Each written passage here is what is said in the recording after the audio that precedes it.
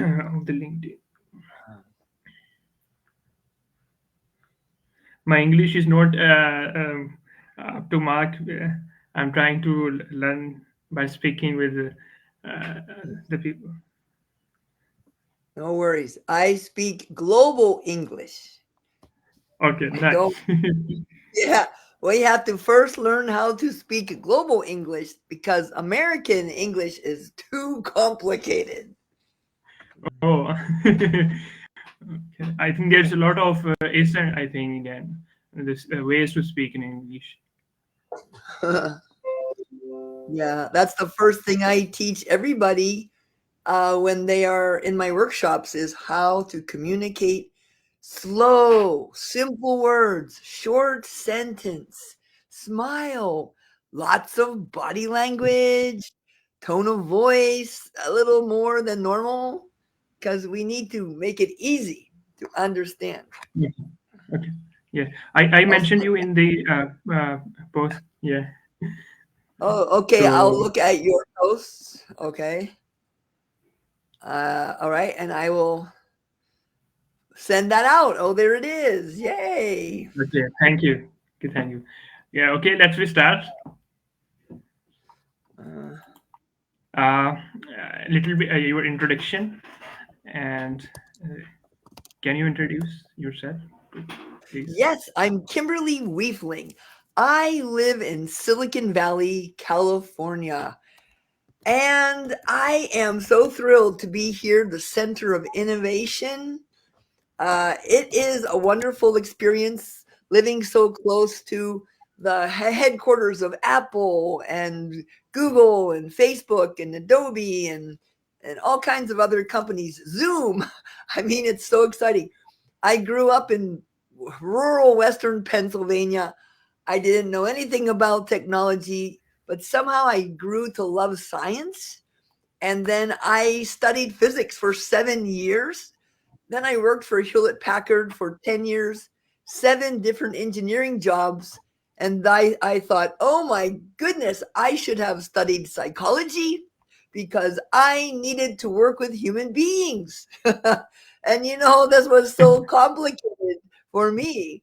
So now I spend all my time as a global workshop facilitator, global consultant, helping turn managers into leaders and turn groups of people into real teams that can together achieve what would be impossible for them to achieve alone.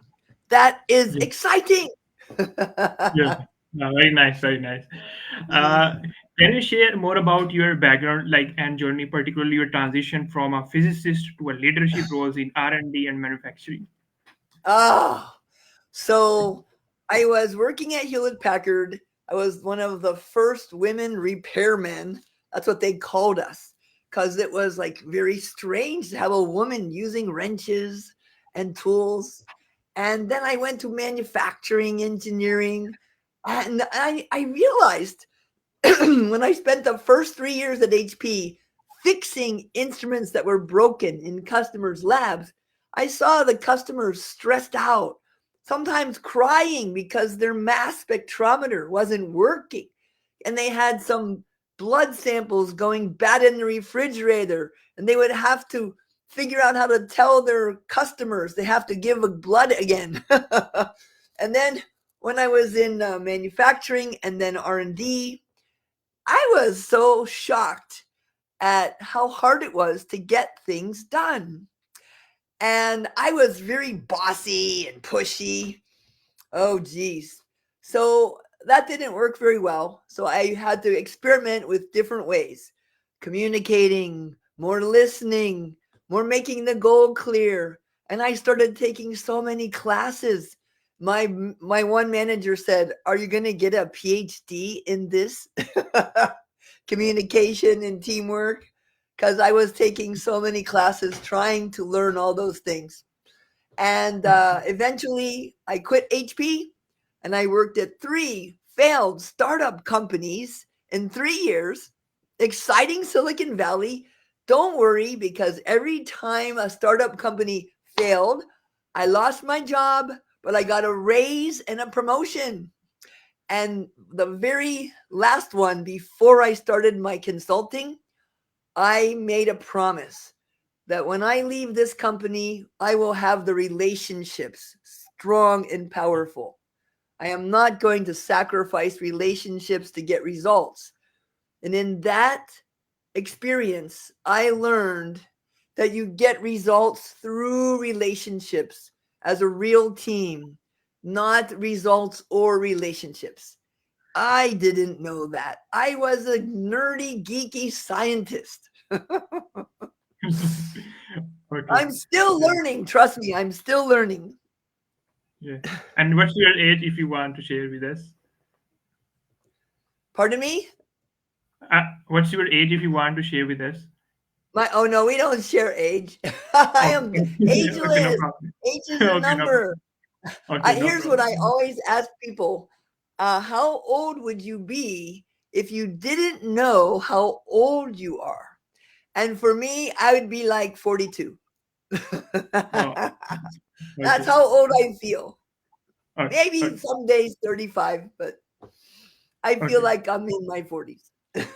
Okay. Nice. Nice. Um, what inspired you to become a okay? Nice. What inspired you to become a trusted advisor and focusing on transforming individuals and organizations? Oh my gosh, I was so shocked. When I was doing project management, I was doing product development, project management, hardware, software, firmware combinations. And at the end of every project, we have something called a post project review or post mortem or lessons learned. And then I realized, oh my gosh, at the end of every project, it's always the same lessons learned. So this is not lessons learned, it's lessons not learned. So I decided to write my book, Scrappy Project Management, and the table of contents is all of the things that people do wrong over and over again. Every time. Goals aren't clear. The team doesn't have clear roles and responsibility. We don't plan for change. We don't express enough appreciation. Uh, there's just all kinds of things that people do. And it's really funny because I found a website called Project Connections long ago, and I was writing for them for a while, but they had a bunch of templates that you can download for project managers. And one of the templates you can download, it's a list of all the things that goes wrong on projects.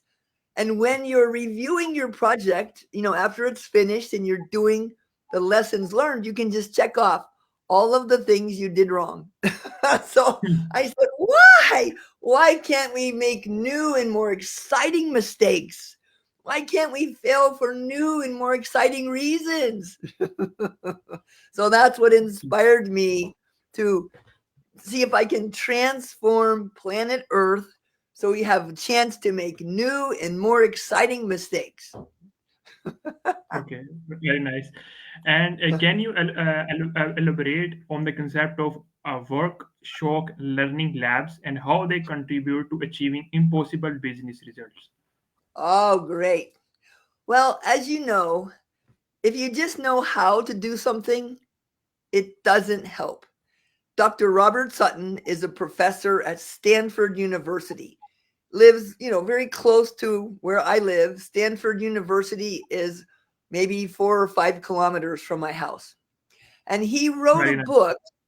Yeah, he wrote a book called The Knowing Doing Gap because he noticed that the professors who taught at the Stanford Graduate School of Business, they didn't follow their own teaching when they started businesses.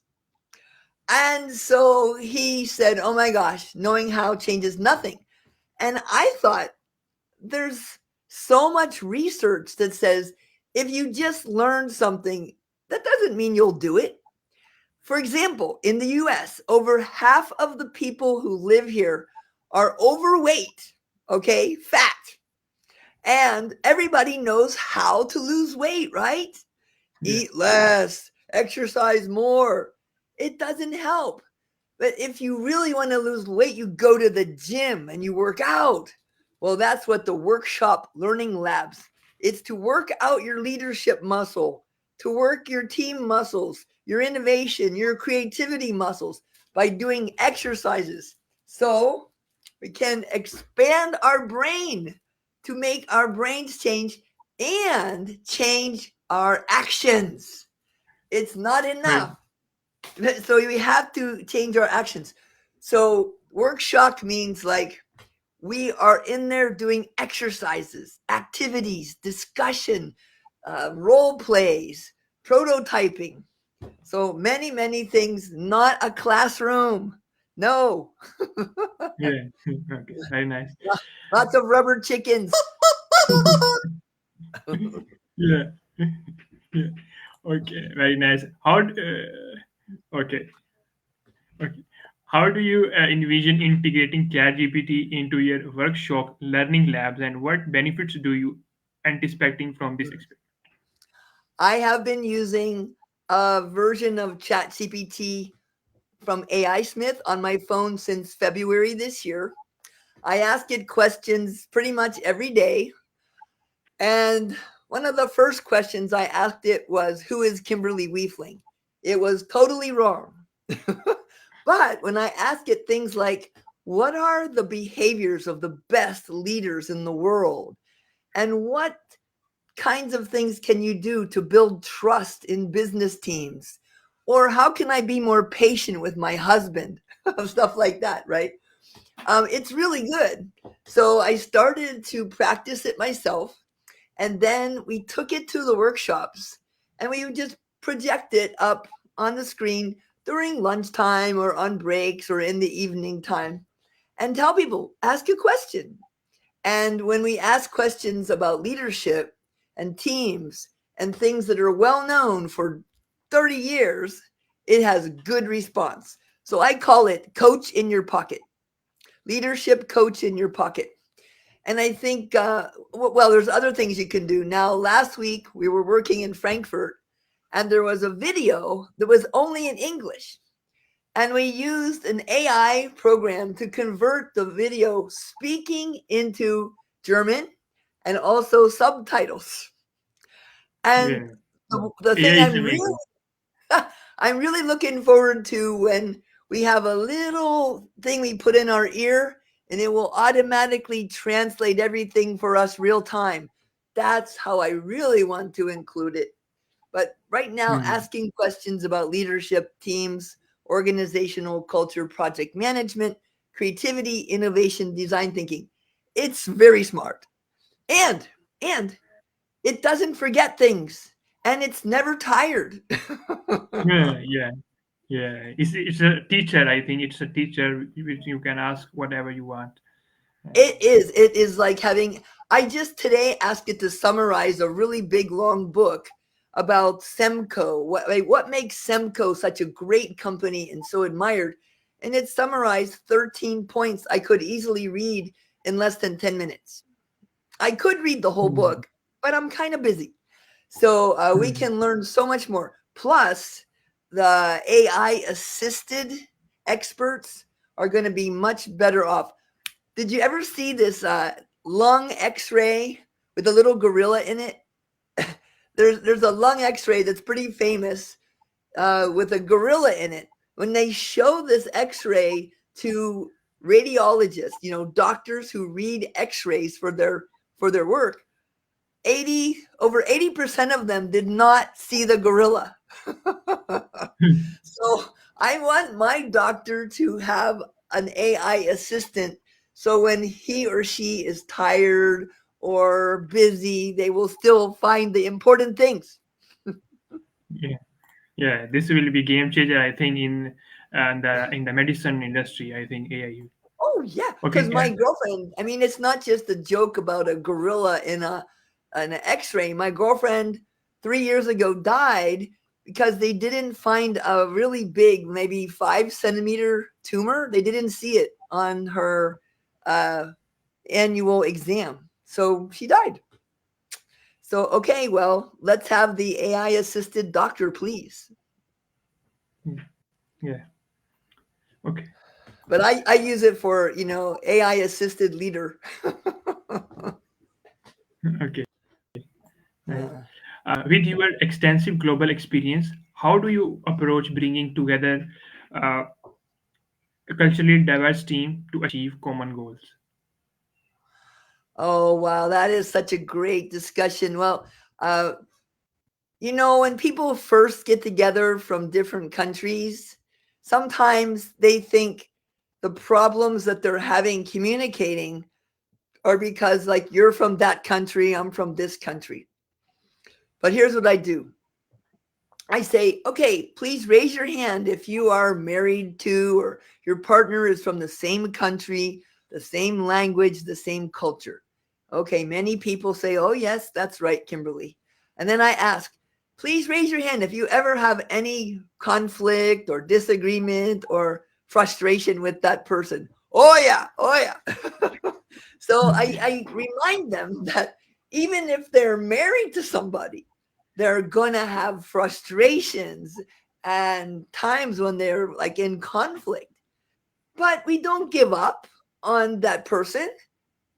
Unfortunately, when the person is from a different country or speak a different language, we sometimes use that as an excuse to stop trying.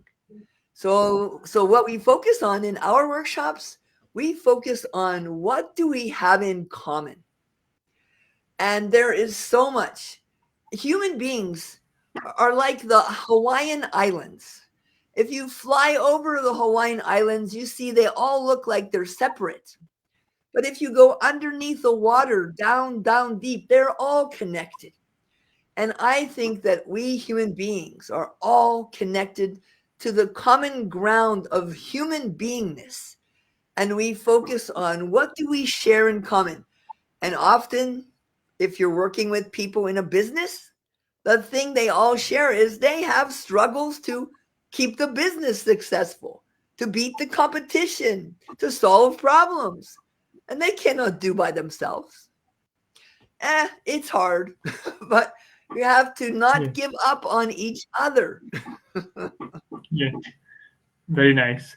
And can you share a specific example of a challenges you faced in working with cross functional and cross cultural teams and how it was successfully overcome? Oh my gosh. So I have mostly been focusing on working with Japanese companies for the last 16 years. And I've been to Japan over 100 times.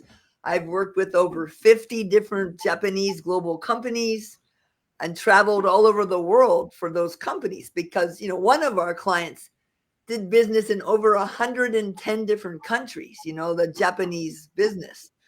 So some of the challenges, of course, the ones you would expect are time zone. All right. So I sometimes do 3 a.m. till 7 a.m. virtual workshop when we're doing on Zoom. So I go to sleep, I wear all my clothes, put on my makeup before I go to sleep, and I sleep in my clothes. Then I wake up 10 minutes before I need to be on there, try to look like I'm awake. so so just trying to find a time zone for everybody to connect, that's really hard. If I do 3 a.m., that means Europe can be middle of the day and Asia can be late at night. Now, that's one of the easy ones, right? Now, you think about some of the more cultural, cross cultural challenges. There was one guy who was an American guy. He had been working with Japanese colleagues in the US for over 5 years.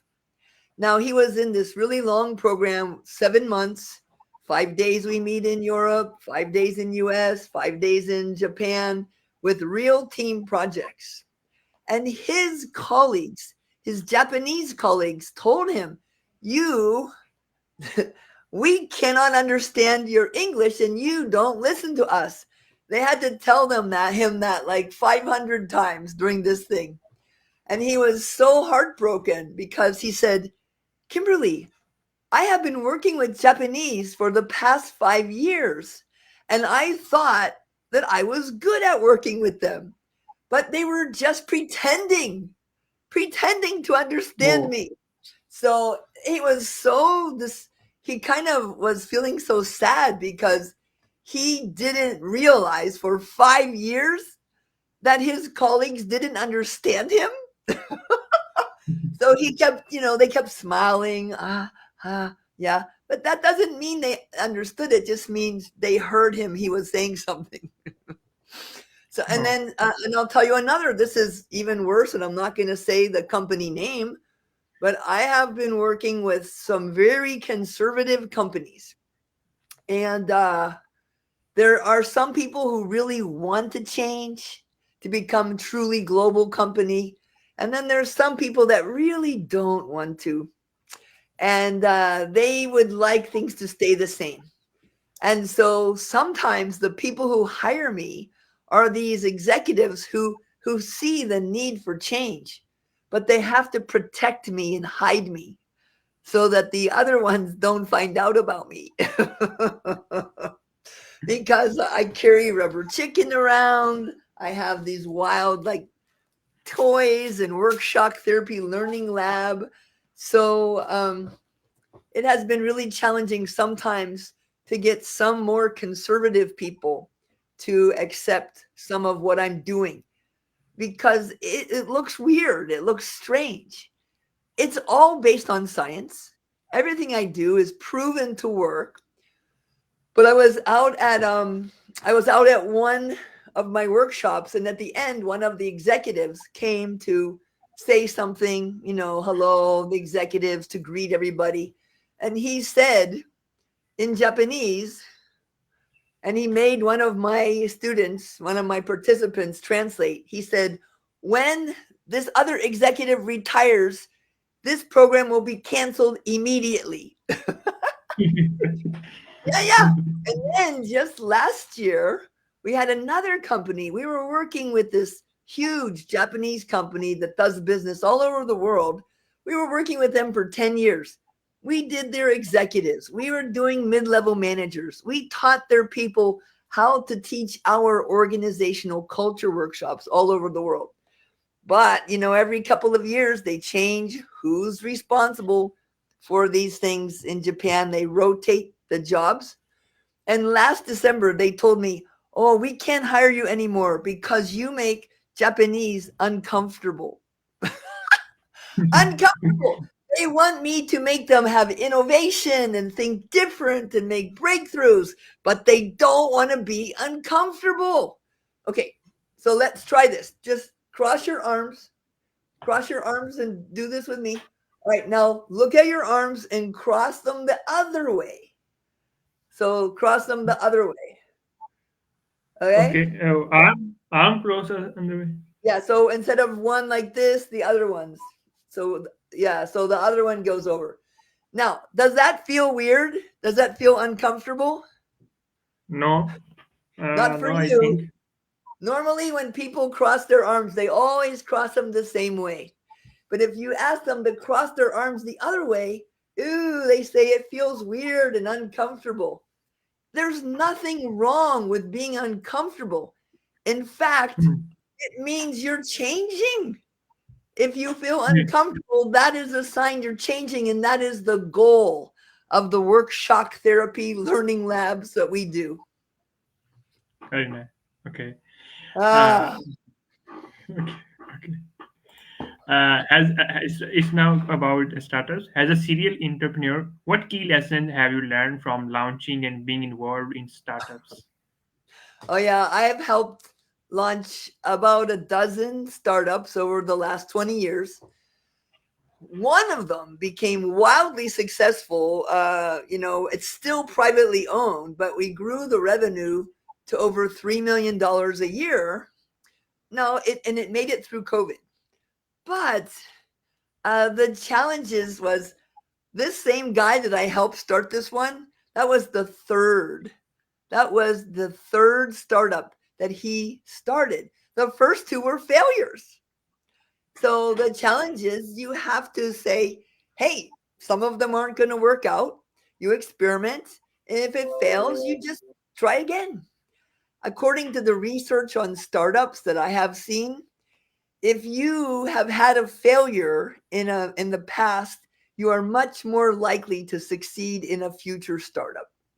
So investors would like to invest in people who have experience at a failed startup because those people have a greater chance of success. The other thing is you have to really focus on the customer, right? What do the customers really want? Don't just make something because you think it's cool. Go out and study what is the pain for which you are the painkiller. What is the problem you're trying to solve? It's not so easy. Now, if you're making a huge leap into a completely disruptive space, customers might not be able to give you any helpful feedback, right? Because they can't imagine the future. But you can't make a car by trying to improve a horse, right? You can't, let's Yeah. make a horse faster and faster. It won't eventually turn into a car. So there are some disruptive changes where the market and the customers really can't help you, but you still need to study what is the pain that you're trying to be the painkiller for. And I think also the biggest mistake I have heard many times over the years, because I also coach startups through the Founder Institute, people sometimes say, oh, well, we're the only one doing this. We have no competition. And I'm like, oh, be careful. Because if that's true, there's no market. If you're the only person in the world who's trying to solve this problem, the market is too small to matter. You better hope there's more people out there trying to solve this problem, and you better look for it and learn and stay ahead of the competition. Like in China, I've heard there's over 200 different car manufacturing companies because the market is big enough to support that. That's okay. There's nothing wrong with that. And so you have to, make sure you understand what's your market, who are the customers, and choose the right team. Oh, so many times when I'm advising startups, they always have the founders have some kind of fight or disagreement. You've got to make sure that you have good, strong relationships and choose people for this journey that you can trust, who really care about this purpose, this business, and each other, not just want to get rich. I mean, I'm living in Silicon Valley, right? Everybody's playing the Silicon Valley lottery. Hey, see if we can have a startup that becomes a unicorn and become a billionaire. That doesn't happen in very many startups. A lot of times it's just a long time, hard work, 10 or 12 years to get to an exit. That's typical. And sometimes it never exit. Yep. So do it because you're passionate, because you love it, not because you want to become rich. Yeah. Okay. And can you explain what is the difference between startup and traditional businesses? Oh, traditional business. Well, a startup would be one where there's no customers, there's no revenue, there's no money, and you're taking money from your personal savings or your house, borrowing against your house so you can start this business. And no one's paying you, right? You pay yourself. So, I mean, I have my own business doing consulting.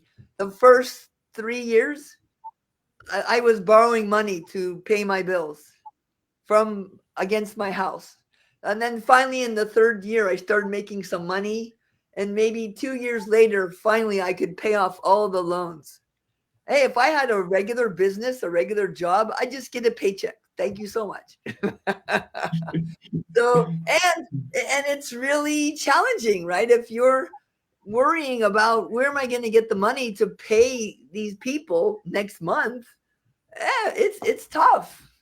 I mean, big established businesses, they can have millions or billions of dollars put aside in case things are bad. Look at COVID. I mean, during COVID, Suddenly in March 2020, all of my business was canceled. Canceled. So I said, what does this make possible? What does this make possible? And so what I did was I have a team of people called Silicon Valley Alliances. I love working with these. They're my partners, they're my friends. And we reached out to some of our longtime clients and we said, we will do for free if you let us practice virtual workshop learning lab instead of in person. We will do for free and you give us some feedback. Well, after 2 months, two of these companies said, we must pay you. It was so good and they're so fair. They said, we must start paying you, Kimberly. So that was the beginning. And another company started, and then we got more opportunities. And little by little, we just kept going. That is the secret. If you want to succeed, keep going. In Japanese, there's a saying, a famous saying that says, 7 times fall down, 8 times stand up. Yeah, amazing, man, amazing. And yeah, the next question: how do you see the intersection between entrepreneurship and making a positive difference in the world?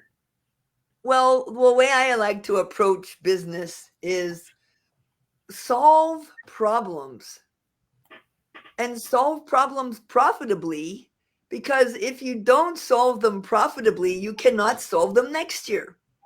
So, entrepreneurship is about seeing something that could be improved or fixed or transformed and figuring out a way to transform that in a positive way and make enough money that you can still do it next week, next month, next year. And I think if you just try to go in business to make money, then you lack the purpose. It's been proven that the businesses who are most successful, they can really engage their people in a purpose beyond profit, a mission that matters. If you tell people, please come to work hard, we'll pay you a lot of money, that doesn't really motivate them unless they're very poor, okay? If you're starving and your kids are starving, of course, making money would be motivating. But if you have enough money for the basics of life, money is not the biggest motivator. The biggest motivator is feeling like what you're doing matters, like people care about you, like you're making a meaningful contribution. I think it's so important for people to understand that just working for money is not a great motivator. So Hmm. if people feel like they're really making a positive difference in the world, they will be called engaged. Gallup measures employee engagement all over the world, and on average, all over the world, around 20% of workers are engaged, which means they really care. They come to work and they really care. The other 80% just come to work to get money. Now, the US, United States, is the best in the world, and it still sucks. It's only like about 35% engaged, which means 65% of people are either not engaged or are actively working against their own company. So now that's what I want to fix. Let's have people come to work and say, yes, this company matters. We're doing great work that improves life on earth, that fixes meaningful problems. I don't know. I mean, it's not easy, and it's just we have to do something to stop just working for money. Like, think about this. Think about oxygen, okay? You don't wake up in the morning and say, oh, oxygen, thank you so much. I appreciate oxygen. You never think about it. Now, if there was not enough oxygen, that's all you would think about. It's just the same with money. If you don't have enough to survive, then that's all you think about. But once you have enough, it's like oxygen. You don't think about that. You think about something more meaningful that you really care about, that makes your life Hmm. some purpose. Yeah. Hmm. Well, Very nice, very nice. The next question is scaling organization is a significant aspect of your expertise. What are the common challenges organizations face when scaling, and how do you Ah, address them? wow, that's a really deep question. This So, thank you to the chat GPT. It's yeah, we helping a can lot. use chat. Well, so the thing is, if you have one person, you don't have to worry about arguing with anybody. If you have two people, there's only one communication path. Now you have three people, you have one, two, three communication paths. But four people, there's six, and five people, there's 10. So as soon as you start adding more and more people, there are more and more ways for communication to get screwed up. So there's all these, and then there's different personalities, different styles. Now you add on to that, oh, now we want to have some kind of organization chart.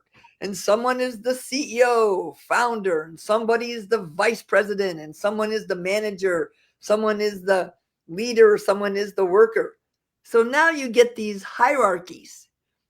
I'm telling you, this is the root of so much toxic, dysfunctional behavior at work because there's something called power poisoning. Have you heard of power poisoning? No. Well, Dr. Robert Sutton at Stanford, he studied people who get power. And he found out that they get more positive feedback. So everybody's telling them all nice things and smiling to their face, right? Like a tree full of monkeys. The monkey at the top is looking down and seeing a bunch of smiling faces. But if Mm. you're the monkey at the bottom looking up, can you imagine what the bottom monkey would see? It's too Uh, uh uh I can't say it's too rude, but you don't see smiling faces when you're looking up. so so they get more positive feedback, they have lower impulse control, they think of their own needs more than other people. They have lower empathy, caring about others, and they think the rules don't apply to them. So this kind of hierarchy and power starts to change people because he said, do we just promote jerks or does power change people? And he found out it changes us. So you and me, if we suddenly get lots of money, lots of power, lots of authority, we also will turn into this. And there's a whole bunch of books I called, think there is a Power versus Force book. I don't read, but it's also a good, I think, book. Power versus Force. Do you did you ever read this? oh no, tell me about it. Power versus Force. No, no, but I was thinking of a little kind of a joke book. There are some books called Boss Hole. Boss Hole, kind of like, different kind of hole. Anyhow, this is a new word that was created to describe what happens to people when they get this kind of power. So scaling is tough because of the hierarchy and the design of the organizational structure. Scaling is also about how do we communicate effectively. We were all in one office, small group. Now we're spread out over 100 different countries, right? How do we keep connected? How do we all look up and see the same North Star, share the vision? How can we make sure we have the same goals? The top causes of failure in global teams, it's they don't have trust, they can't communicate, solve problems, or make decisions, and they don't have clear shared goals where the individual and the team goals are aligned. And this is completely a failure of leadership and a failure to properly scale an organization as it grows. You got to find ways to make sure, even if you're separated so far away, that you still know each other, build relationships, build trust, get to know these as human beings. And then you need to figure out, how can we communicate? Don't just pretend to understand for 5 years. And don't, as an American, speak slower. Stop using slang and, I mean, speak global English. And then here's one thing: human beings are terrible at planning. If you say, do this now, go, hurry up, people just start. They don't know why they're doing it. They don't know who they're doing it for. They don't know what exactly their goals are or the measures of success, but they're so busy. It's exciting. So I teach people this one. I say, stop, think, organize, plan. Big why, purpose. Big who, stakeholders. Big what, goals and measures of success. And then have some ideas about how to do it. Experiment, prototype, and iterate. Learn from mistakes, fail forward. Don't just jump off the cliff without thinking about, what you're doing, why you're doing it, and for who. Okay. Okay. Can you decrease your resolution? I think there's a little bit video lag in your video. Uh, Oh, is there? in the I settings, video, and then you can less your resolution to the standard definition high 480p. resolution. Oh, oh, I see. Instead of high definition, standard definition. Okay. I Okay. changed it to standard definition. Okay. Thank you. Thank Uh, you. okay. Uh, can we move into the next question? Sure. Can you have a success story where you played a crucial role in helping a company scale effectively? Okay, I'll tell you the story, but I won't tell you company names because it's too top secret, right? But there was one company that was quite a global company, but they were having over 20% of their people were quitting every year. They had thousands of people working for this company in dozens of countries. 20% quitting every year. That costs a lot to hire and to retrain these people. So they didn't really tell me that. The first few years we were working together, they didn't tell me. But I was just doing this short little 3 or 4 day program on how not to be a boss hole, turning managers into leaders, turning groups into real teams who can help each other achieve what seems impossible. It's not hard because many things seem impossible until your competitor does it. So, what we did was we taught them, don't manage people, manage cows, lead people. And we help them learn about listening and possibility speaking and how to be one of the best leaders in the world that people admire and willingly follow, and how not to be power poison person. And after 5 years, they found only 1% of the graduates of our program were quitting every year. Instead of over 20%, only 1%. So they were keeping these very important leaders in the middle of their organization. And then only 12% or so of the people who reported to our graduates were quitting. So helping them scale, it was because they weren't losing, hundreds or thousands of people every year. Because it's really hard to scale your business when you're losing thousands of people every year. So, and because you have to, as soon as you bring new one on, you have to help them build relationships, get to know your organization's culture, and then it takes time to get them to be up to speed. So, by keeping people engaged and turning the managers into leaders that would not be causing their people to quit, that was very important for that one company. Okay. There's other things. Okay. Okay. Another one we worked with, but that's kind of the best story I have. Okay. Very nice. You mentioned being passionate about making a positive difference. How do you align profit making with solving global problems? And can you provide example of organization you work with embody this approach? Oh, well, so one of the companies I work with, I can say the name. It's wonderful. It's called Kuraray, Kuraray. And they make polymers and other materials. And one of the problems that they solve in India, for example, there are these huge bags that they put grain into. The farmers grow the grain and they put it into these giant storage bags that are made of some kind of fabric. And if you use Kuraray's oxygen barrier, if you line that container with Kuraray's product, it keeps the oxygen from coming in and it keeps the grain from rotting. So if India has huge problems with not enough food, but if none of the food rotted in India, India would be a net exporter.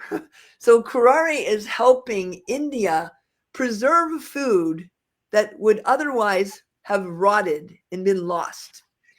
Another thing that they do is in Kenya, in Africa, apparently there's not that many refrigerators, right? So maybe only one refrigerator for every 5 or 10 people. And so if you have a cows in Kenya and you milk the cows, over half of the milk, last time I checked, over half of the milk would go bad before it got to somebody who wanted to buy it and drink it. And now if you put the milk inside of Kurare's oxygen barrier films, it lasts for 2 weeks with no refrigerator. Amazing. So you can, Amazing. stop throwing away food. People are starving, I don't know how many children die every day from lack of food, but this is solving a problem so people can have food. Okay. Yeah. Uh, what advice would you give to aspiring leaders and entrepreneurs based on your reach and varied experiences? Oh, well, the advice I would give is it has been well known for over 30 years what the behaviors of the best leaders in the world are. It's called the Leadership Challenge. There are 5 practices with total of 30 specific behaviors. Learn it and do it. It has been well known for the past 30 years by Gallup what makes the most engaged people in teams. Learn it and do it. Why do we have to just put up with this? The reason people don't take action is something called learned helplessness. So here's the most important thing people need to learn if they're going to take my advice that I just gave. Watch this chicken. Now, I let my hand go and the chicken fell. And I ask people, what caused the chicken to fall? Frequently, they say gravity. Gravity. Hey, gravity is outside of my control. Many things are outside of my control. What is in my control? I can hold on to this chicken. Same thing as a leader, as an entrepreneur, there's many things that are outside of your control. Focus on your contribution. How did you contribute to what's happening, good or bad? What could you do to make things work better? Don't just blame other people. Because I'll tell you what happens. I talk to all these workers and they tell me, Kimberly, it's our manager's fault. So I get the managers and they tell me, Kimberly, it's the executives. The executives, it's their fault. Talk to the executives. They say, it's the president. Kimberly, the president is the one. He's crazy. And I talk to the president. He says, yeah, don't worry. When the chairman dies, we can make some good changes. Please, people, let's start changing now. Let's pretend we are causing these problems. Let's pretend we have power to make positive change and take action. Don't wait for next one up, next one up, next one up to do it. Please. I'll Okay. do like this. Yeah. Ah! Okay. Yeah. Nice. And any upcoming projects or initiatives you had like to share with the audience? Yes.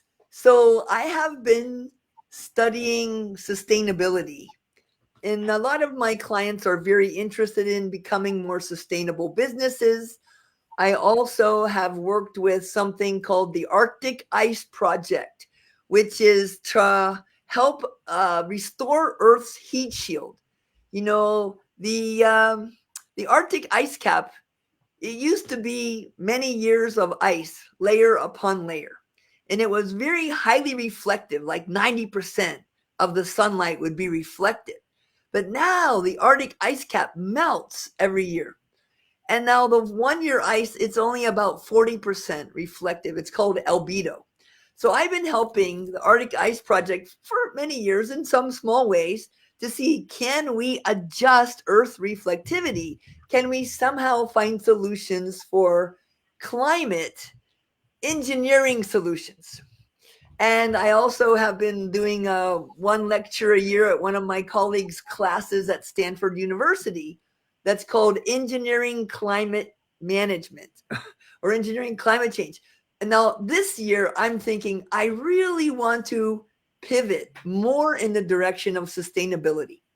So I'm learning as much as I can. I'm meeting with business owners. I'm looking at what's going on. And in the coming years, I am going to become focused on supporting businesses in becoming more sustainable for the future of planet Earth. So, Very nice. reducing Right. methane, all that.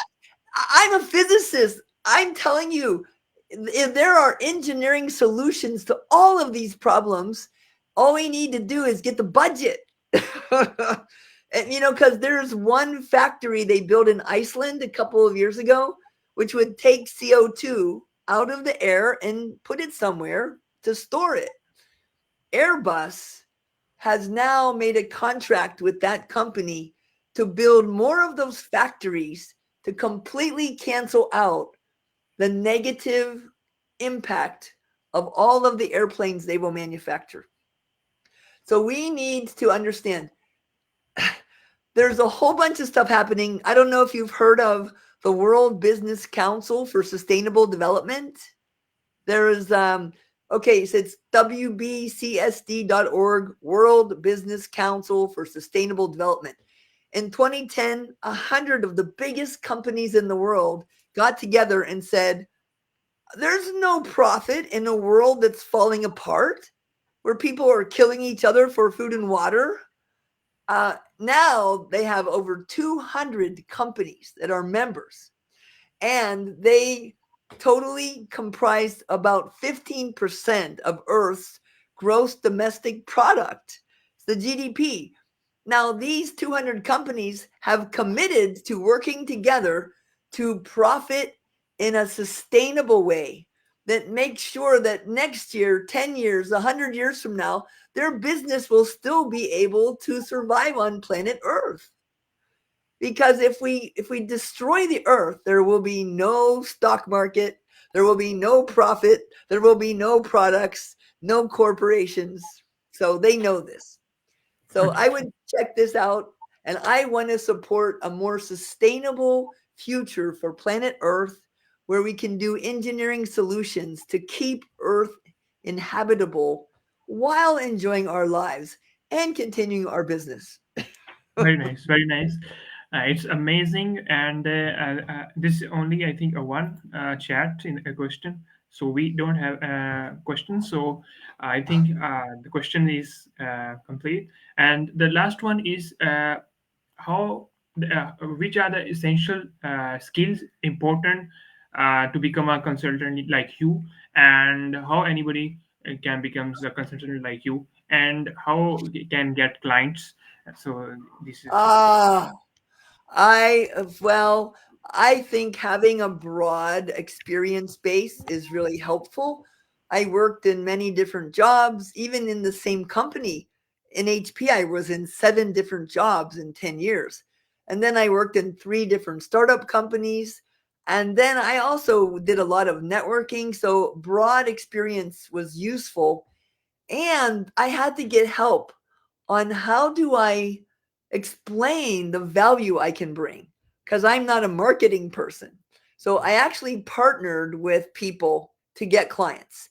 At first, I was teaching through UC Santa Cruz Extension, and my first clients came through them, directly connecting me to people like Cisco or some other people that I met through my teaching of the public classes would bring me in to work with their companies. So it was really so amazing. And then I met this wonderful woman named Yuko Shibata, who is from Japan. And she saw me working, and her company started to be my agent. So they went and tried to sell me into all of their customers because they were selling English language classes and I wasn't competing with them. So they would sell what I did, and then we would share the money. I always choose partner and share the money instead of try to do it all myself. And when I tell people, when you start your own business like I did, the first 5 years are the hardest. It takes Hmm. longer than you can imagine to establish. You got to get clients, you got to get some revenue, you got to become known, you have to practice, you've got to find partners. It's not easy. Um, Hmm. Um, yeah, Okay. Okay. Very it's nice. fun. Thank you, It's so fun. Kimberly. It will be wonderful experience for me, for learning a lot of things. So I hope this will be like. And what's your experience? I just love having my own business, but I don't work by myself. I partner with colleagues that share my values. So I met these wonderful people through my agent in Tokyo, or I met them in my work. And if they are like matching to my values and what I care about, we practice working together. And I mean, I could go by myself and keep all the money, but I always have at least one co facilitator, maybe even an assistant, sometimes a second assistant. So 3 or 4 people facilitating Hmm. workshops. We share Oh, the very money nice. because Very nice. the client gets a much better result. And I Okay. learn from them. I learn from my partners. Very nice. Very nice. Thank you, Kimberly, and it's wonderful for me to be you as a guest from a Silicon Valley. Okay. Wow, it's been so fun for me. So I put my crazy glasses on here and say, please come and visit us, and we make you dinner at our home when you're in the San Francisco Bay Area. Thank you. Inshallah, soon. Inshallah, soon. Okay. Okay. Okay. Thank you.